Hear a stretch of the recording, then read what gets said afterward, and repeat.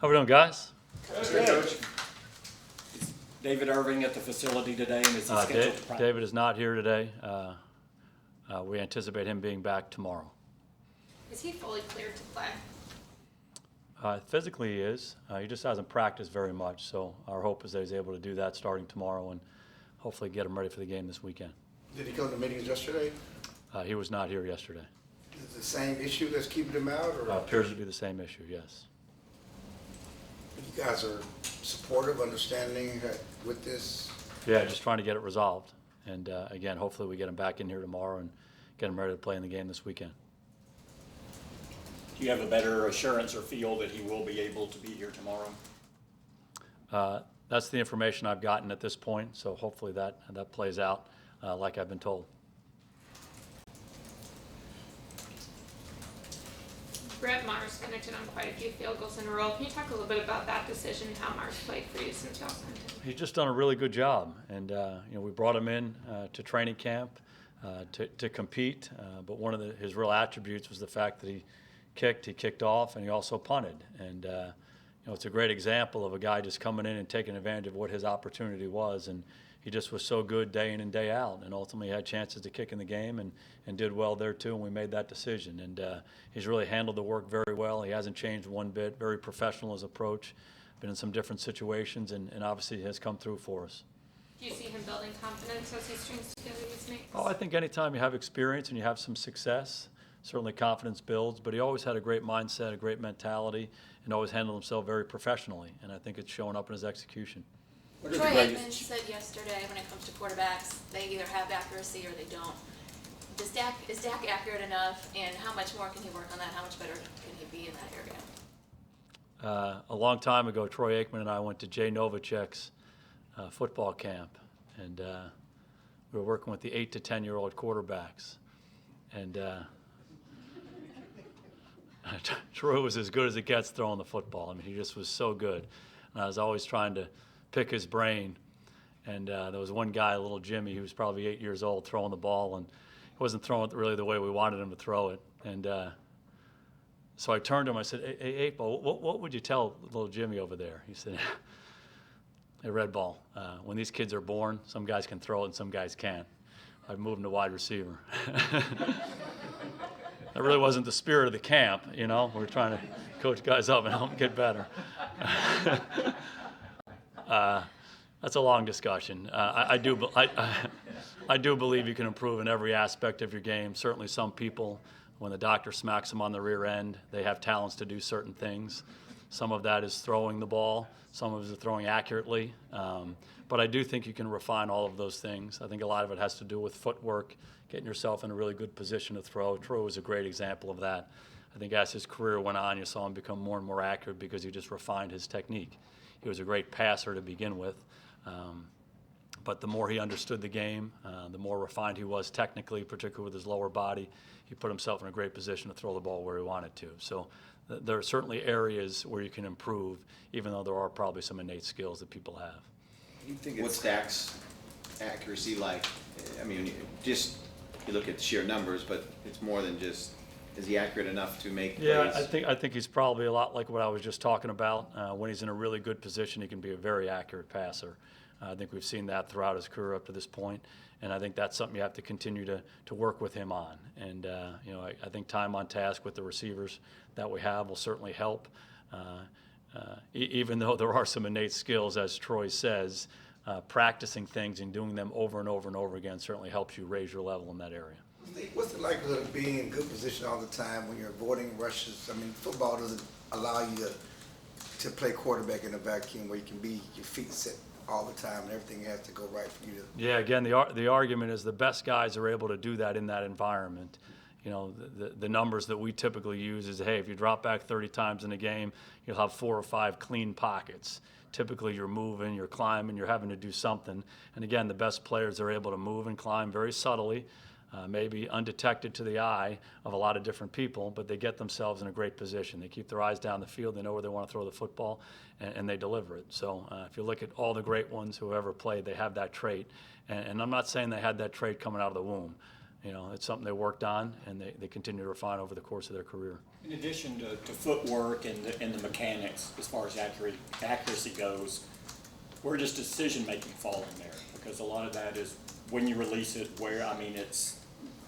is that an area that improves as well? Yeah, again, it all goes back to growing as a quarterback. And you watch Tom Brady play at 41 years old. He has a great understanding of exactly where he wants to go with the football on every play versus every defense, and he gives himself a great chance to throw the ball where he wants to, on time, on a consistent basis. And again, it's your understanding. Typically, a lot of young quarterbacks, they look a little bit more harried than more veteran guys because they don't clearly know where they're looking and what the progression is based on what they see in the defense.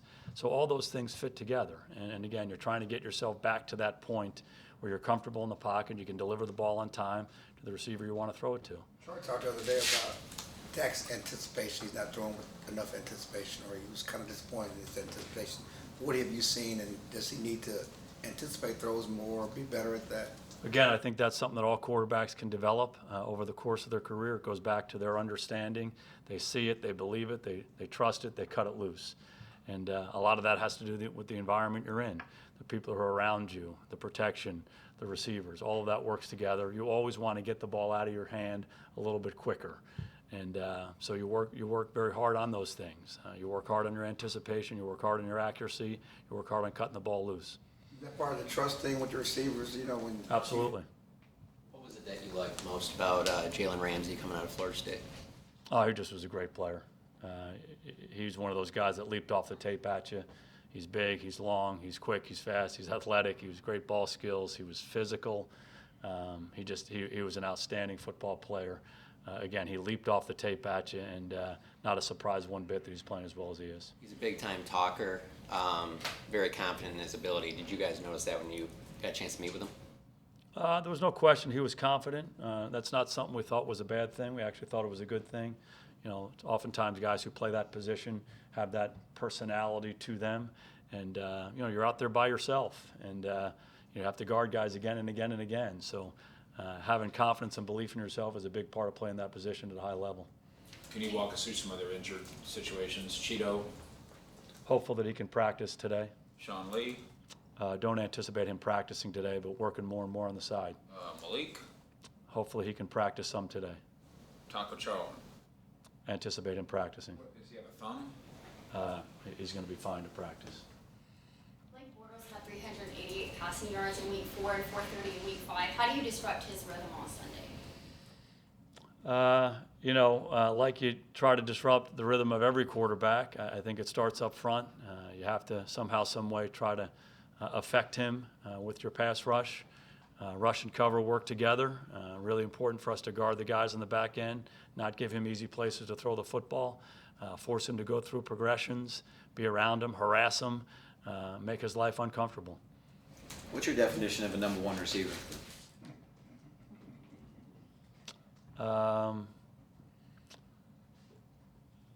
It seems to be a term that people have used in recent years for the guy who was the marquee guy who, when an offensive team breaks the huddle, they have their eyes on him and they give him extra attention, special attention. He's the guy in the passing game that both the offense and defense's attention begins with. Difference-making guy who can beat you a lot of different ways, can have success against the attention he's getting, the double coverage, and all the different things that defenses try to do to him. Have you guys had that in recent years?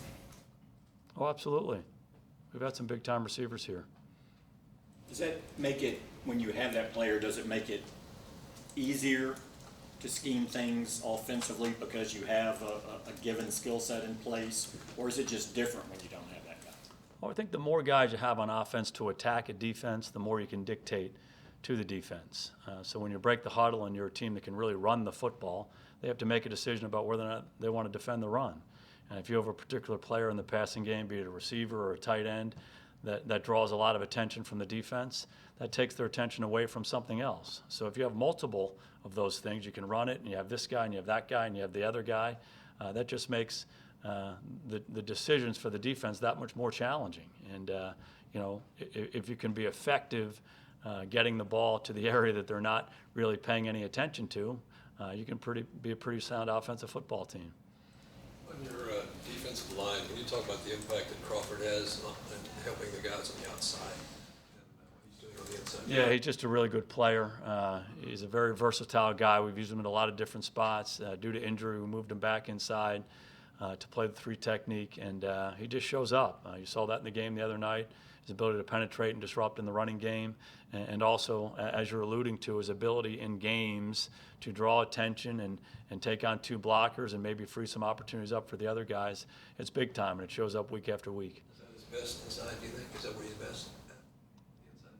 Again, he played well for us. We had him at defensive end, and he's one of those guys that just helps your team in so many different ways. His leadership, his example, but also his production at a couple different spots. And particularly on the defensive line, when you tend to move guys around, or if you have an injury, if you can say, hey, no, you go play end this week, or you play end in this situation, or actually going to play down inside in base. That makes a big difference, and it allows us to put other guys into positions where they're most comfortable. Did you think this was Gregory's best game since he's been back, and what did you see? Yeah, I just think he's getting better and better. To that conversation earlier about experience and gaining confidence, he's in the situation a little bit more. He hadn't played a lot of football here for the last couple of years, so you can see him handling the emotions of the game better. Sometimes you get blocked, and you just got to keep playing. You can't let frustration settle in. I think he did a better job of that. He just continued to show up. He showed up in the run game and showed up affecting the quarterback. As this offense still tries to find consistency, you guys don't like the word frustrated around here, so how do you keep that out of the locker room? How do you keep this group still optimistic and moving forward? Yeah, you just keep banging away. You get challenged every week in the NFL. The coaches and the players on the other teams are typically really good, and you're challenged in all phases of your team. And sometimes you're going to have success. You have to stay locked in on what you need to do to keep that going. And similarly, when you have some adversity, you keep banging away. There's a lot of good things we're doing offensively. We have to continue to build on those. There's plenty of things we've got to shore up, and we try to address those things as directly as we can, practice them, and hopefully get better as we go. You added a safety in a corner. What were the reasonings behind those 2 additions? You're just trying to help ourselves get better, both on the defensive side of the ball and in the kicking game. They're 2 guys that we liked, coming out of school. You track them, you try to follow them and see where we are and see if they can help upgrade us. And, we'll give those guys a chance, hopefully get them acclimated quickly and see if there's a role for them. Safety started 16 games with the Giants last year. How did he fall off so quickly, and what do you like about him? We actually had him at the Senior Bowl a few years ago and really made a very favorable impression on us at that point. Didn't surprise us he was drafted where he was, and again, we played against him. So have had our eye on him and have liked him, and felt like he could come in here and hopefully help us. Jordan Lewis has played a lot fewer snaps this year. What did you see from him on the fumble recovery the other day? He really handled himself well going in the game. When Cheeto's ankle started to act up on him and Jordan went in the ball game, he handled it really, really well. And, obviously made a huge play in the game. AB knocking the ball out, but then Jordan being right there and making the return that he did allowed us to, score a touchdown on that particular drive. But he competed well. I think he's learning from his experiences. I think he's playing. I think he played well emotionally too. Sometimes they have some success or there's some adversity, and you just kind of keep playing through it. And I thought he did a good job of that in the game. So he's a good football player. Back on David Irving for a second. Is there a time where the patience just runs out, where it's just there's not enough weeks left to get him going? It's only week 6, but it's been so much time since he's played. Sometimes guys have issues that they have to deal with, and in order for them to be the kind of player you want them to be, they got to get those issues handled. So we feel good about where our defensive line is. Those guys who have been playing for us have played very well. It's competitive. David's been a good player for us, and hopefully he can get some things resolved and get back in and start competing for some playing time and help our defense. Todd might be talking about long term, but is there a time in the week when you say, okay, it's Friday and he's not here and he can't play Sunday? Yes. Again, you just have to evaluate how much work he has and make a realistic, objective decision about if he can really help you playing in an NFL game. All right, good to see you guys.